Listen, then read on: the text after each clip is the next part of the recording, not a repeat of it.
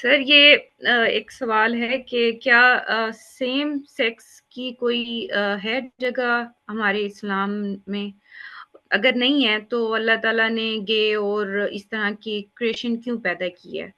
میں ایک اچھی انسان ہوں، میں نے کبھی لوگوں کو تکلیف نہیں دی، لیکن میں ایک لڑکی کے ساتھ ریلیشن میں ہوں۔ میں نے بہت کوشش کی ہے، لیکن یہ میرے لیے ایک ناممکن سی چیز لگتی ہے کہ میں اس چیز سے دوری اختیار کروں۔ میں بہت ڈپریشن میں ہوں، تو کیا اللہ تعالیٰ میرے سے ناراض ہوں گے؟ اور یہ میرے بس میں نہیں ہے کہ میں اس پر کچھ کر اللہ تعالیٰ نے انسان کی فطرت ہی ایسی بنائی ہے کہ اس میں دونوں طرح کے داعیات پوری قوت سے موجود ہیں۔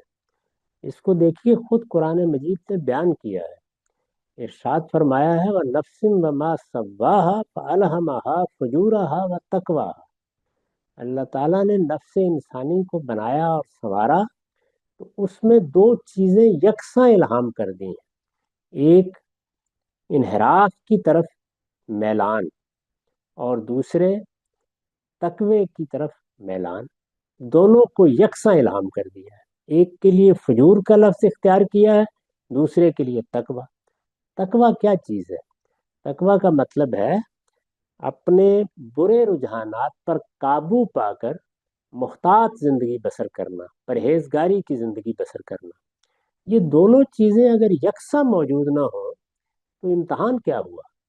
چنانچہ یہ دونوں چیزیں اپنا اپنا کام جیسے ہی ہم شعور کی عمر کو پہنچنے کی طرف بڑھتے ہیں شروع کر دیتی ہیں، یعنی فجور بھی پوری قوت سے حملہ آور ہوتا ہے اور تقوی کے داعیات بھی اپنا کام کرتے ہیں۔ پھر فجور کی طرف انسان کے میلان کے ساتھ لذت، نقد چیزوں کا میسر آ جانا، اسی طرح سے ایک خاص طرح کی وقتی خوشی ملنا، یہ سب چیزیں بھی رکھی گئی ہیں۔ یہ چیزیں کھینچنے کا باعث بھی بنتی ہیں۔ اسی کو سیدنا مسیح نے اس طرح بیان کیا کہ نیکی کی راہ تنگ ہے، اس پر چلنے والے تھوڑے ہیں، بدی کی راہ کشادہ ہے، اس پر چلنے والے بہت ہوتے ہیں۔ تو یہ کوئی ایسی نادر چیز نہیں ہے جس کو اس طرح بیان کیا جائے کہ میرے اندر یہ رجحان ہے۔ کسی کے اندر چوری کا رجحان ہوگا، کسی کے اندر دوسروں کا مال لے کر اسی پر زندگی بسر کرنے کا رجحان ہوگا۔ یہ سب وہ انحرافات ہیں جو کہیں حق تلفی کی صورت میں، کسی جگہ لوگوں کے خلاف زیادتی کی صورت میں، اور کہیں فواہش کی طرف میلان کی صورت میں سامنے آتے ہیں۔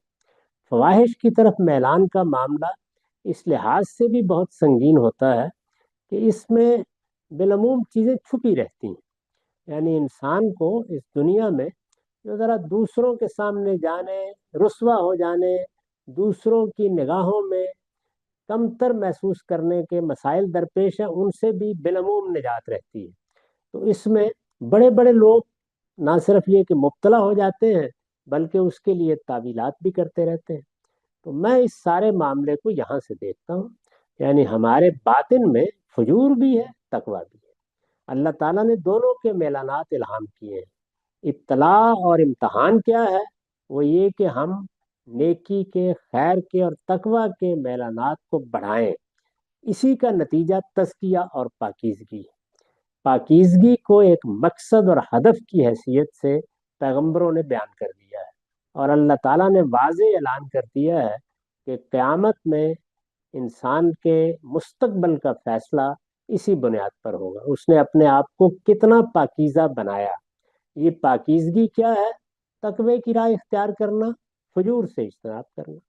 سب سے بڑا ظہور اسی میں ہوتا ہے۔ انسان کے بدن کی پاکیزگی، خورونوش کی پاکیزگی، وہ تو ایک مادی حقیقت ہے، فوراً انسان سمجھ لیتا ہے۔ اخلاقی معاملات میں اس کی حس کو تیز کرنے کی ضرورت ہوتی ہے اور اس کو توجہ دلانے کی ضرورت ہوتی ہے۔ تو یہ دین کا نقطہ نظر ہے۔ یہ آپ اپنے دوست کو بتا دیجئے اور ان سے کہیے کہ اس کو سامنے رکھ کر وہ اپنے آپ کو اس سے نکالنے کی کوشش کریں۔ ہمارے دین میں دو ہی صورتیں ہیں، یا تو جنسی تسکین کو سیلف پلیئر تک محدود رکھیے، اور یا پھر یہ ہے کہ اپنے لیے اسی راستے کا انتخاب کیجیے جو اللہ تعالیٰ نے فطرت میں مقرر کر رکھا ہے۔ انسان اگر اس کے لیے اپنی تربیت کرنا شروع کر دے تو بتدریج اس کے میلانات، اس کے رجحانات کی بھی اصلاح ہونا شروع ہو جاتی ہے۔ وہ راستہ وہی ہے کہ ایک مرد و عورت یہ تعلق پیدا کریں گے، اور اس تعلق میں جس طرح اپنی اخلاق کی حفاظت مقصود ہوتی ہے، اسی طرح اللہ تعالیٰ کی اسکیم میں شرکت بھی مقصود ہوتی ہے۔ یعنی یہ کہ ہم اولاد پیدا کریں گے، ان کی پرورش کریں گے، تربیت کریں گے۔ اللہ تعالیٰ نے چونکہ ہمارے ذریعے سے نسل انسانی کے بقا کا اہتمام کیا ہے، تو اس میں اپنا کردار ادا کرنے کے جذبے سے آدمی یہ رشتہ قائم کرتا ہے۔ اس کے سوا کوئی صورت بھی دین میں جائز ہو ہی نہیں سکتی، اس لیے کہ جو صورت بھی اس کے سوا اختیار کی جائے گی وہ اصل میں اس پوری اسکیم کو درہم برہم کر دیتی ہے۔ اب رہ گئی یہ بات کہ کسی کمزوری کے لمحے میں انسان سے غلطی ہو گئی، کوتاہی ہو گئی، یا وہ غلطیوں اور کوتاہیوں میں پڑا رہا، تو اس سے نکلنے کی صحیح کرنی چاہیے، اور کبھی بھی یہ خیال نہیں کرنا چاہیے کہ میں اسی میں زندگی بسر کر کے اپنے پروردگار کی خدمت میں حاضر ہو جاؤں۔ اس کو قرآن نے بیان کیا ہے کہ غلطی ہو جانا، کوتاہی ہو جانا، کچھ وقت کے لیے کسی چیز میں پڑ جانا، جس کو لمم سے تعبیر کیا ہے، سیئات کا ارتکاب ہو جانا، یہ اللہ تعالیٰ کے ہاں قابل معافی چیزیں ہیں۔ لیکن احاطت بہی خطیت ہو، یعنی آدمی نے گناہ کو زندگی بنا لیا، یہ چیز پھر اللہ تعالیٰ کی غیر معمولی ناراضی کا باعث بن جاتی ہے۔ یہ پوری بات ہے جو قرآن مجید میں بھی بیان ہو گئی ہے، اور یہی اس دنیا کے اندر خدا کے اطلاع کا ناگزیر نتیجہ ہے۔ اس سے نکلنے کی اور کوئی راہ نہیں۔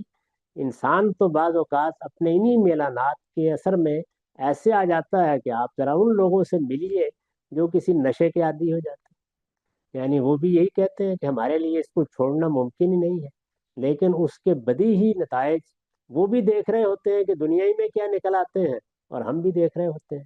تو اسی طرح کچھ نتائج دنیا میں نکل آتے ہیں، کچھ آخرت میں نکلنے ہیں۔